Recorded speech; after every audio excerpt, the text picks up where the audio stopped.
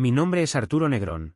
Y a mis 61 años puedo decir que he vivido una vida entera dentro de los muros de Corporación Veridian, una empresa de manufactura tecnológica que nació en un pequeño local de Guadalajara, Jalisco, cuando yo apenas tenía 26 años y el mundo de la informática aún olía a tarjetas perforadas y discos de 5,25 pulgadas.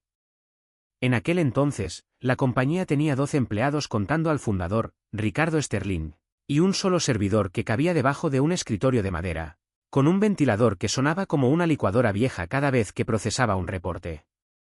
Yo era el único que entendía cómo hacer que esa máquina hablara con las impresoras matriciales y con los primeros módems de 300 baudios. Ricardo me contrató porque había estudiado ingeniería en sistemas en el ITESO y porque, según él, tenía cara de no dormir nunca. No se equivocó. Durante los siguientes 35 años, construí cada ladrillo digital de esa empresa. No exagero si digo que cada línea de código que mantenía en pie a Veridian llevaba mi firma, aunque nadie la viera. Diseñé los primeros protocolos de respaldo en cintas magnéticas, luego en discos ópticos, después en RAID, y finalmente en sistemas híbridos que combinaban servidores locales con almacenamiento en la nube, pero solo cuando la nube dejó de ser un sueño y se convirtió en algo confiable. Implementé firewalls antes de que existiera la palabra firewall en español. Escribí scripts en COBOL para integrar el sistema financiero con el de producción, y creé algoritmos de optimización que reducían el desperdicio de materia prima en un 27% anual, algo que ningún consultor externo había logrado jamás. Los empleados me llamaban el hombre que nunca duerme porque, efectivamente, no dormía. Si a las 3 de la mañana fallaba el sistema de inventarios, yo estaba ahí, con una taza de café frío y una linterna entre los dientes, revisando cables en el cuarto de servidores. Fines de semana, Navidad, Día de Muertos, mi cumpleaños, si Veridian me necesitaba, yo estaba. Ricardo Sterling siempre lo supo. Él era un vendedor nato, un hombre que podía convencer a un cliente alemán de que comprara componentes electrónicos mexicanos aunque él, tipo apenas supiera ubicar Jalisco en un mapa. Pero también entendía que sin mi infraestructura, sus ventas no valían nada. Codo a codo expandimos la empresa, él firmando contratos, yo asegurándome de que los sistemas escalaran para cumplirlos. Cuando pasamos de 12 a 120 empleados, fui yo quien diseñó la red LAN que conectaba 3 plantas de producción. Cuando llegamos a 1,200, fui yo quien implementó el ERP que integraba compras, ventas, contabilidad y logística en un solo flujo. Ricardo me trataba con respeto, me invitaba a las juntas de consejo aunque mi título oficial fuera arquitecto jefe de sistemas, y en más de una ocasión me dijo, Arturo, tú eres el guardián de la columna vertebral de esta empresa. Yo no pedía más. Pero las cosas cambian cuando entra la sangre nueva. Sofía Sterling tenía 30 años cuando regresó del Tecnológico de Monterrey con su MBA flamante y una carpeta llena de palabras como disrupción, transformación digital y agilidad. Era la hija única de Ricardo, y aunque él siempre había sido cuidadoso con el nepotismo, no pudo resistir la presión de darle un puesto directivo. Al principio intenté ser paciente. Le explicaba cómo funcionaba nuestro sistema híbrido, por qué no podíamos migrar todo a la nube de un día para otro, por qué los protocolos de seguridad que ella consideraba anticuados habían evitado ciberataques que habrían hundido a la competencia. Pero Sofía no escuchaba. Ella quería cambiar todo, no para mejorar, sino para dejar su huella. Quería que en las juntas se hablara de ella, no de un servidor que llevaba 15 años sin fallar. Entonces trajo a Liam Walsh. Tenía 28 años, una maestría en inteligencia artificial de una universidad en California y un ego del tamaño del Estadio Jalisco. Era su novio, aunque en la oficina lo presentaban como consultor externo. Liam llegaba con camisas ajustadas, tenis de marca y una laptop con stickers de startups que nadie en Guadalajara había oído nombrar. Hablaba de redes neuronales, de machine learning, de microservicios y de scalability. Pero cuando le pedí que me explicara cómo iba a integrar su modelo de predicción de demanda con nuestro sistema legacy de gestión de inventarios, se quedó callado. Eso lo resuelve la API, dijo. No entendía que nuestra API era un conjunto de source procedures escritos en PL/SQL en 2003. Que cualquier cambio implicaba revisar 47 tablas relacionales y que un error podía duplicar órdenes de compra por valor de millones de pesos. El golpe de gracia llegó en septiembre. Ricardo viajó a una feria tecnológica en Hannover, Alemania. 3 semanas fuera. Sofía vio el vacío de poder y decidió actuar. Me citó un martes por la tarde en la sala de conferencias ejecutiva. Entré esperando otra discusión sobre protocolos de ciberseguridad. En su lugar, la encontré sentada en la cabecera, con una sonrisa que no llegaba a los ojos, y a Liam a su lado, tecleando como si estuviera salvando al mundo. Arturo, dijo Sofía sin preámbulos, eres parte del pasado. Liam entiende de inteligencia artificial. Vamos a modernizar este lugar de verdad. Tus servicios ya no son necesarios. Sentí que me arrancaban el aire de los pulmones. 35 años. Más de 3 décadas de mi vida. Miles de noches sin dormir. Y me despedían como si fuera un monitor CRT obsoleto. Pero mi voz salió calmada, casi fría, por supuesto. Solo dame 5 días para hacer la transición técnica completa. Todo está documentado, como siempre. Sofía asintió con esa sonrisa arrogante de quien cree haber ganado el juego. Liam ni siquiera levantó la vista de su laptop. Durante esos 5 días hice exactamente lo que prometí. Organicé manuales técnicos de cientos de páginas, actualicé diagramas de arquitectura, grabé más de 8 horas de vídeos explicativos caminando por cada módulo crítico del sistema. Preparé hojas de cálculo con contraseñas, claves de cifrado, rutas de acceso a servidores, horarios de respaldos automáticos. Dejé respaldos completos en discos externos sellados, con copias en la nube corporativa y en una unidad física que entregué personalmente a recursos humanos. Cualquier ingeniero medianamente competente podría haber tomado el relevo sin despeinarse. Pero mientras organizaba todo eso, también hice algo que ellos no esperaban. Revisé cada contrato que había firmado a lo largo de los años. En 2011, cuando Veridian pasó por una expansión mayor y necesitó un sistema de optimización propietario para competir con proveedores chinos, Ricardo y yo firmamos un acuerdo especial. El núcleo del sistema, los algoritmos de planificación de producción, los protocolos de seguridad personalizados, el motor de conciliación financiera, estaba registrado a mi nombre ante el Instituto Mexicano de la Propiedad Industrial. La empresa tenía una licencia de uso vitalicia, pero con una cláusula clave. Cualquier alteración crítica a la arquitectura central requería mi consulta y aprobación por escrito. No era solo protección legal, era reconocimiento de que yo no era reemplazable con un título nuevo y un sueldo menor. Guardé copias de esos documentos en una caja fuerte en Banamex, junto con el código fuente original en discos Blu-ray. Además, antes de irme, envié mi último reporte mensual a Ricardo. Lo hice al correo personal que usábamos para emergencias, sabiendo que lo recibiría incluso en Alemania.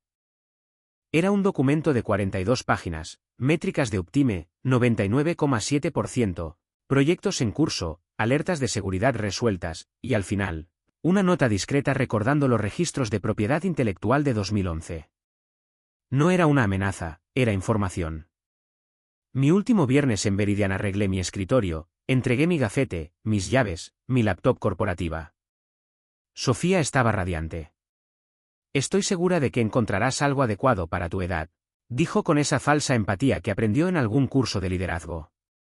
Liam cargaba una caja con equipo nuevo, servidores en la nube, licencias de software que costaban más que mi sueldo anual. Buena suerte, respondí, estrechando sus manos.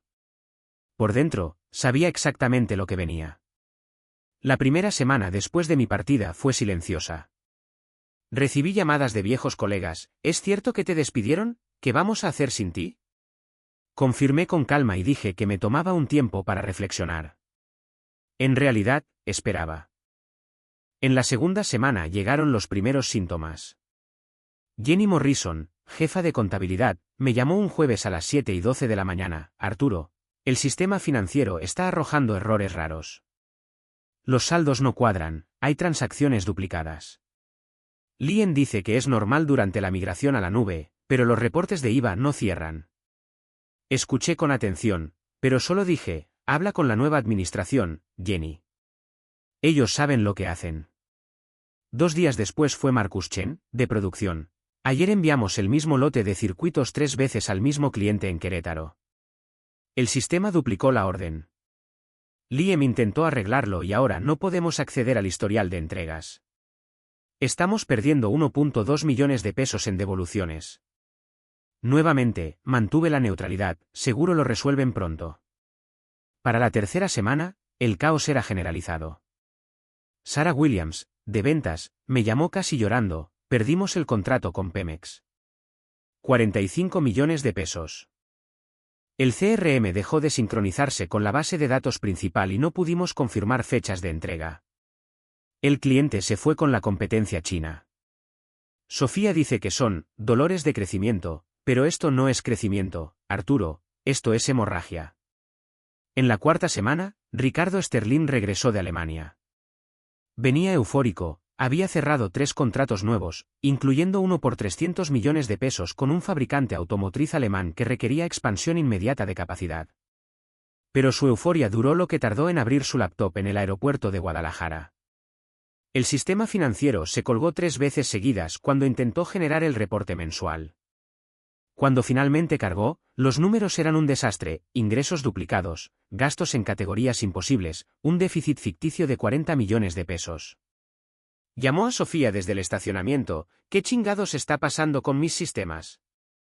Ella intentó minimizar, papá, son ajustes temporales. Liam está modernizando todo. En unas semanas seremos los más eficientes de Jalisco. Ricardo no era hombre de excusas.